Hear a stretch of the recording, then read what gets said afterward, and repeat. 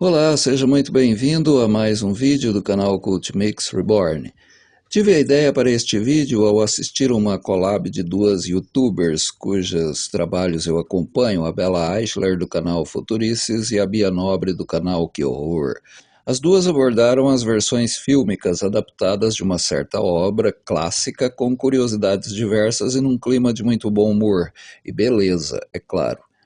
Hoje o assunto é livro e eu quero recomendar um que é para mim um dos meus mais queridos, amados, idolatrados, salve salve, e isso por vários motivos. Frankenstein da Mary Shelley, e não é à toa que um dos meus filhos tem Shelley no nome.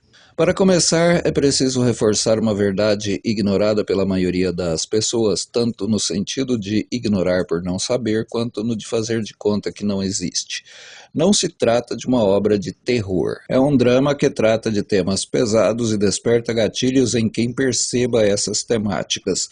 Se bem que a maioria vê a obra apenas como um filme de monstro, deixando claro aqui que, se há um monstro no livro de Shelley, é o cientista Victor, nome de outro filho meu, e não a criatura, que aliás não tem nome. Esses equívocos se devem às adaptações cinematográficas, a começar pela segunda, de 1931, dirigido por James Whale, que é uma adaptação da peça de Peggy Webling, por sua vez adaptada do romance de Shelley. Com Boris Karloff como a criatura, é a adaptação mais icônica do romance, inaugurando a era dos monstros da Universal. Só que a obra toma 3 liberdades com relação ao livro, uma ridícula e 2 geniais. A ridícula. O assistente do Dr. Victor, cujo nome nesse filme é Henry, deixa cair o cérebro normal que seria colocado na criatura e, para não ser punido, substitui por um cérebro anormal e irremediavelmente criminoso. Isso é bobo por 2 motivos. Primeiro, mata muito do potencial dramático e não faz sentido. Um cérebro onde estava um aviso não use, para que estaria ali então, se não vai servir para usar a misericórdia? A primeira é genial, o raio que durante a tempestade dá vida à criatura. No livro da Shelley não tinha isso, porque ela não queria explicar o processo de criação daquele ser, até porque não poderia, né? A segunda é genial, a fala "It's alive" não está presente no livro da Mary Shelley, não fazendo parte da narrativa original e acabou se tornando uma das falas mais copiadas do cinema. Quanto ao nome da criatura, ela não tem. Mas como os cartazes traziam o nome Frankenstein ao lado da cara dela em destaque, o povo passou a chamar o ser por esse nome. Na série de 2014, Penny Dreadful, que eu recomendo sem nenhuma ressalva, estrelada por Eva Green e mais um monte de gente boa, deram um nome para ele, John Clare. Mas claro que isso é apócrifo.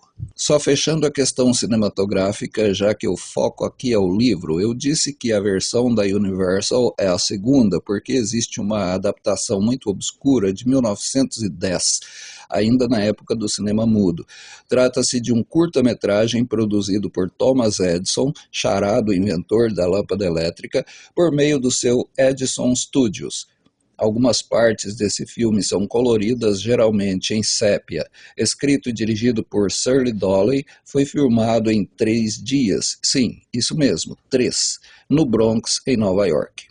Antes de analisar o livro em si, vamos a algumas curiosidades sobre ele. A obra é considerada um marco na literatura gótica e ficção científica, influenciando muitos outros autores e obras. Mary Shelley se inspirou em Lord Byron e outros amigos durante o Ano Sem Verão, em 1816, que influenciou a criação da história. A primeira publicação de Frankenstein foi feita anônima e a autora não revelou seu nome até 4 anos depois. Os motivos para Mary ter feito isso ainda são discutidos.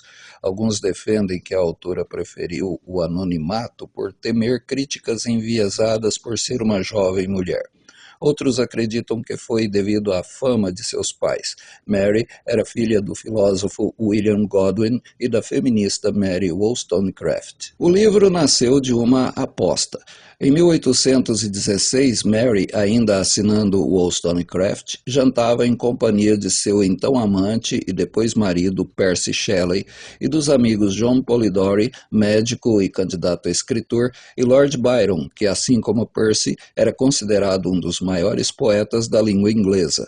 Entre conversas afiadas cheias de fina ironia, fizeram em tom de brincadeira, dinamizada pelo consumo de álcool e sei lá mais o que, uma aposta entre amigos de quem conseguiria escrever a melhor história de horror de todos os tempos. O resultado é que Mary escreveu o clássico Frankenstein, que a tornaria a mãe da ficção científica.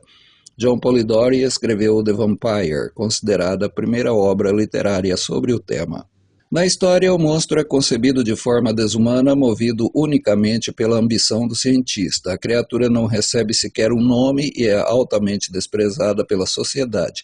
Inclusive, esse é um dos temas no qual Frankenstein é debatido até hoje, o da bioética, termo surgido na década de 1970 para designar um campo interdisciplinar que integra ética, biologia, medicina e direito, buscando analisar e resolver dilemas morais que surgem na prática científica e médica, bem como nas interações humanas com outras formas de vida e o meio ambiente. No ano de 1818 foi realizada a primeira transfusão de sangue com sucesso. Mesmo assim, o processo por décadas foi considerado como um procedimento bastante arriscado. O desenvolvimento de novas técnicas e descobertas científicas da medicina sempre geraram muitos debates, e na obra Mary traz ao público algumas dessas discussões que estavam surgindo na época. A obra de Mary Shelley inspirou não somente grandes nomes da cultura, mas também ultrapassou barreiras e chegou ao ramo alimentício. Frankenfood, ou comida Frankenstein, é o termo derivado em inglês para alimentos geneticamente modificados que são mais conhecidos como transgênicos. Agora, uma curiosidade interessante, não que as outras não sejam. Frankenstein realmente existe, embora não da maneira que as pessoas pensam. Na verdade, Frankenstein é o nome de um castelo que fica localizado na região de Darmstadt, na Alemanha. Inclusive, o local foi visitado por Mary Shelley na época e o nome foi usado de inspiração para sua obra. A melhor parte disso é que o castelo ainda existe, pelo menos em parte. A edificação hoje encontra-se em ruínas, porém ainda existem algumas torres de pé e partes do castelo ainda podem ser visitadas. O local possui um pátio enorme, uma pequena lanchonete e uma área para piquenique com mesinhas. O assistente Igor, que nas adaptações cinematográficas é criado para dialogar com o Dr. Victor e também serve em alguns momentos como alívio cômico na história, nada tem a ver com o personagem da literatura. Na obra, o assistente é descrito como recluso e cada vez mais passa a se distanciar da sociedade, no que faz muito bem, né? Falemos do livro, que é frequentemente considerada a primeira obra de ficção científica da história, embora este ainda seja um debate aberto.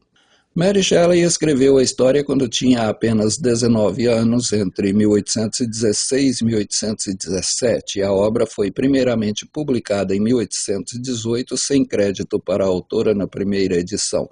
Atualmente, costuma-se considerar a versão revisada da terceira edição do livro, publicada em 1831, 100 anos antes do filme da Universal, como a definitiva. O aclamado autor de literatura de terror Stephen King considerou Frankenstein como um dos 3 clássicos absolutos do gênero, sendo os outros 2 Drácula e O Estranho Caso do Dr. Jekyll e Mr. Hyde, também conhecido como O Médico e o Monstro. O romance é narrado, assim como no livro Drácula, por meio de cartas escritas pelo capitão Robert Walton à sua irmã, enquanto ele está ao comando de uma expedição náutica que busca achar uma passagem para o Polo Norte. Quando seu navio fica preso no gelo, a tripulação avista a criatura viajando em um trenó puxado por cães. A seguir, o mar se agita, liberando o navio, e em uma balsa de gelo avistam o moribundo Dr. Victor Frankenstein. Ao ser recolhido, ele passa a narrar sua história ao capitão Walton, que a reproduz nas cartas à irmã.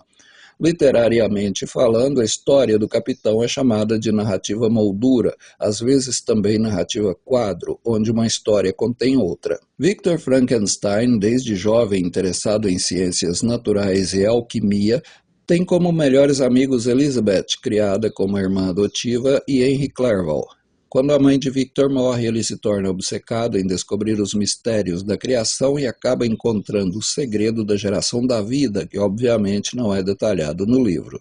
Sacrificando o contato com a família e a própria saúde, após 2 anos obtém sucesso ao injetar vida num corpo montado a partir de partes de cadáveres. Porém, Victor se enoja com sua criação e a abandona, fugindo.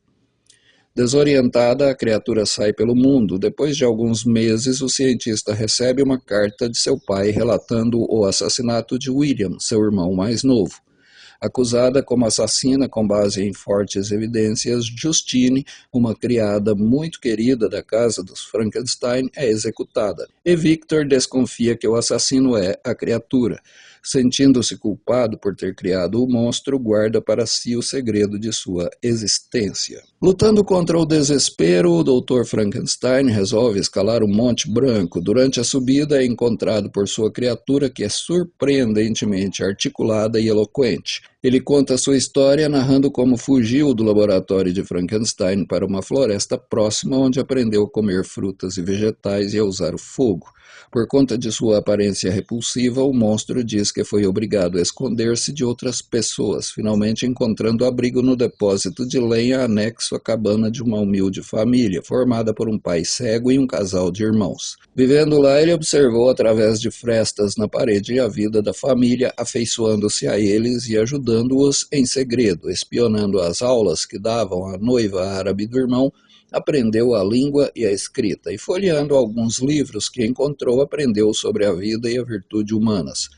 Após longo tempo vivendo escondido da família, o monstro decidiu apresentar-se. O homem estava sozinho e, sendo cego, não notou a aparência repugnante da visita. Quando os filhos retornaram à casa, porém, assustaram-se com ele e o escorraçaram para em seguida fugirem da cabana. Novamente abandonada, a criatura então rebela-se contra a humanidade e, amargurada, resolve procurar seu criador, cujo diário descobriu no bolso do casaco que levou do laboratório na noite da fuga. Ao chegar em Genebra, a criatura encontra o irmão mais novo de Victor, William, e assassina-o, incriminando Justine. Depois de terminar sua narração, ele exige a promessa de que Frankenstein construa uma fêmea para ele, prometendo por sua vez deixar a humanidade em paz e ir viver com a sua noiva nas selvas sul-americanas. Tanto lugar para ir, o cara vem para a América do Sul.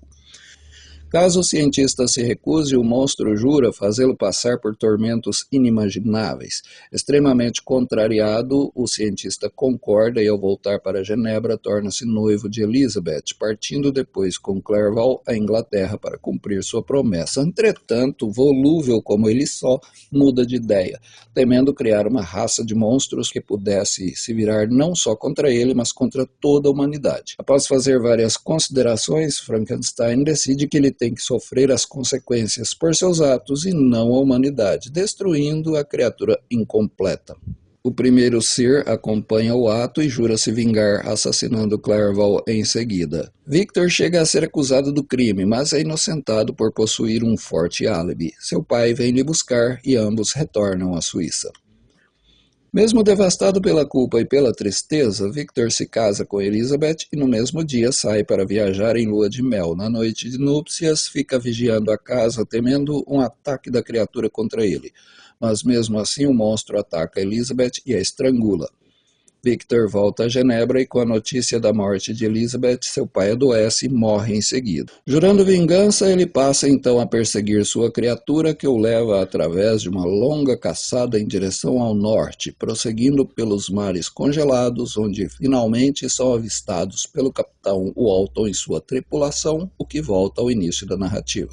O navio dos exploradores fica preso no gelo e Victor, já bastante doente, acaba morrendo. O capitão Walton, então, surpreende a criatura na cabine ao lado do leito de morte do seu criador, em prantos. Ele diz para Walton que não havia mais o que temer, pois seus crimes terminaram com a morte de Frankenstein, prometendo em seguida partir ao extremo norte e lá cometer suicídio. O livro foi publicado em 1º de janeiro de 1818 por uma pequena editora de Londres, a Leckington, Hughes, Harding, Mavor & Jones, após ter sido rejeitada por 2 outras editoras. A publicação não continha o nome da autora e a primeira edição foi feita em 3 volumes e teve impressas somente 500 cópias. Em 2021, um exemplar dessa primeira edição quebrou o recorde. É recorde mesmo, gente, não é recorde. Não fala recorde, recorde está errado. Recorde mundial para uma obra impressa escrita por uma mulher ao ser leiloada por US$ 1.170.000. Sucesso de público e fracasso de crítica, teve várias adaptações para o teatro e foi traduzida para o francês.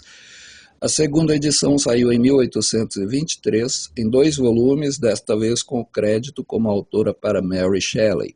Outras edições viriam com alterações feitas pela autora e a edição de 1831 é considerada definitiva.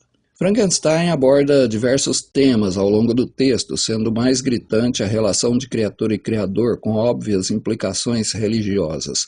Uma influência notável na obra é o poema Paraíso Perdido, de John Milton, que aborda a criação do homem e sua subsequente queda. A influência torna-se explícita tanto através da epígrafe, que cita 3 versos do poema, quanto aparecendo diretamente em Frankenstein. É um dos livros que a criatura lê. Além disso, é subtítulo Frankenstein ou o Prometeu moderno. Prometeu é um personagem da mitologia grega, um titã que, ao roubar o segredo do fogo, o qual era reservado aos deuses, para doá-lo à humanidade, é severamente punido por Zeus. O paralelo com a trajetória de Victor Frankenstein é direto e o livro deixa claro que o segredo da criação da vida a partir de matéria inanimada é de natureza divina. Só Deus pode fazer isso, e se o homem fizer, vai dar muito ruim mesmo. O poder exercido pela humanidade sobre a natureza por meio da ciência e da tecnologia é outro tema principal da obra e encaixa-se no espírito da época, que era o estágio inicial da Revolução Industrial. Outros temas abordados com menos ênfase são, por exemplo, a amizade verdadeira entre Victor e Clerval. Preconceito, ingratidão, injustiça também estão presentes. A criatura é sempre julgada por sua aparência e agredida antes de ter uma chance de se defender. Em um episódio, o monstro salva uma garotinha inconsciente e, ao tentar devolvê-la para seu pai, é baleado e acusado de tê-la agredido. A inveja também aparece ao subverter os bons sentimentos iniciais do monstro, que sente inveja das pessoas que têm família feliz.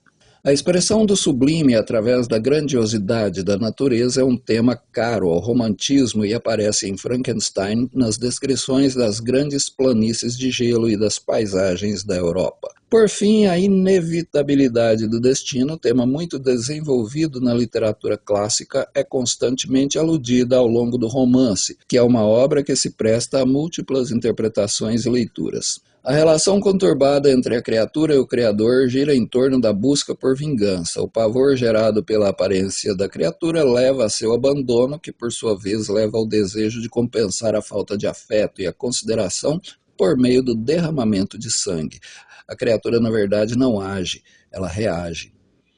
A percepção dela sobre sua própria existência é fortemente influenciada pelo tratamento recebido desde sua criação. Percebe-se então como vilão, limitado à sua condição marginal.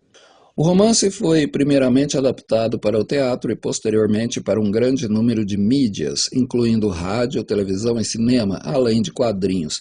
E isso é assunto para outros vídeos que, a depender da minha vontade, logo serão postados. Obrigado por ter estado até aqui. A gente se vê de novo em outros vídeos do canal Cult Mix Reborn.